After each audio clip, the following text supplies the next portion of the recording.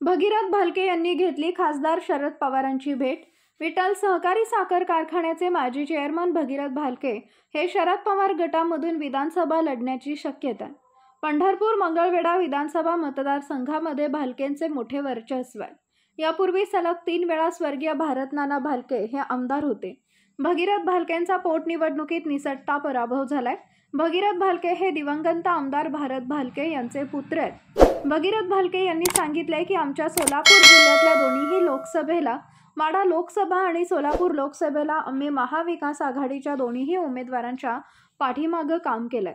आमच्या मतदारसंघातून, आमच्या भागातून मोठं मताधिक्य देण्याची भूमिका आम्ही त्या ठिकाणी पार पाडली आहे।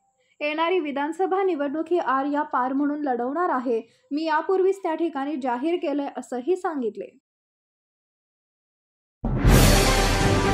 आजच आपल्या लक्षवेध न्यूज नेटवर्क या चॅनलला सबस्क्राइब करा, व्हिडिओला लाईक करा।